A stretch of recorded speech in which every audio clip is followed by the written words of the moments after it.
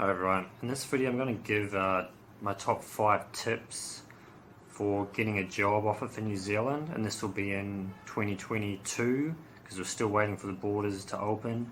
So for most people this video is aimed for 2022, and if you want to start your job search soon so you can try and get into New Zealand in 2022, I'm going to give you my top 5 tips for actually being able to get a job offer, because most people just stuff it up and just don't know how to do it.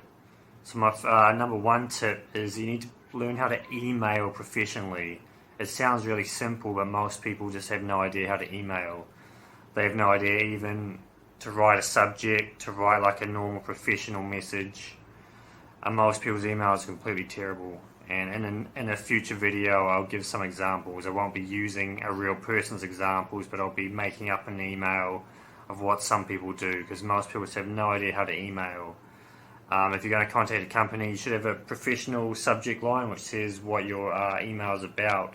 You should be like, "Dear," and then you put their name. You should be addressing them by their name, and then you should write a detailed message saying who you are, how you heard about that company, what your skills are, why you're interested in working for that company, and can we take the conversation to the next step. You would never send an email saying, "Hi, I'm looking for a job, thanks," because some people send emails which is just so terrible you can barely believe it. You have to make sure you write a clear, professional email. Make sure you address the person by their name, and don't copy and paste. Some people just copy and paste the same email to every company, and they just list everything, and it's not relevant to anything at all. Never copy and paste emails, because as soon as someone sees the same copied and paste message, they know straight away it's been copied and pasted. They're not stupid. So make sure you address them by their name. You introduce yourself. You give them some information about who you are, and you then ask to see if you can proceed to the next step, if they can take the conversation to the next step. Could be by more emails, it could be by a phone call. But make sure you write a proper professional email and don't copy and paste it. Tip number 2 would be you need a professional CV for the New Zealand job market. For example, let's say you're from India, you have an Indian CV. Well, guess what? New Zealand has a different style for CVs, and it's got a completely different job market. So if you've got a CV that might be perfect in, say, India or another country, it might look like shit in New Zealand. So make sure you have a CV, professional CV for the New Zealand job market. And I mean, you can write it yourself. Maybe if your English isn't so good, get someone to check it. Get someone with better English than you to check it to make sure it all makes sense.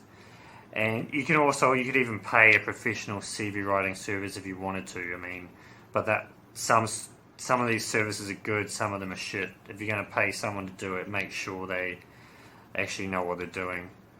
And okay, number 3, get on LinkedIn. Yeah, social media, LinkedIn, because a lot of people seem to be getting jobs through their website, because you can go on, you can make your professional profile, you can start connecting with the managers of companies in New Zealand, you can start connecting with people that work at recruitment companies in New Zealand. You can start making lots of connections with people in New Zealand, because at the end of the day, to get a job, it's not always what you know, it's who you know. And if you can actually build those connections, it makes it way, way easier to get a job. So get on LinkedIn, get a nice professional profile, start connecting with people, and just if you message someone, be professional when you contact them. Right, number 4 would be you need to follow up with companies. So for example, if a company contacts you wanting more information about your profile, or maybe they even want to organise an interview time, make sure you get back to them. Make sure you regularly check your emails and you actually keep up to date. Don't just fail to get back to the companies, because they're really busy. They probably have dozens or hundreds of other candidates.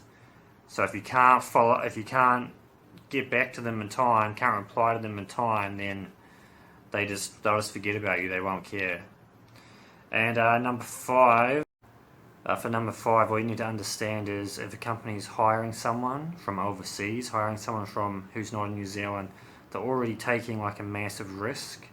So I don't recommend ever asking them to like pay for stuff for you, for example a flight ticket or help with your visa or anything like that. The company's already taking a huge risk on you, because I mean they've never met you in person. You're a person from overseas. They don't even know if you even be able to get to New Zealand. So if you do get a company that wants to hire you, don't start asking them questions like, will you pay for my flight ticket? Will you help me find accommodation? Will you pay for my visa? Will you process my visa for me? Because companies can't do that anyway.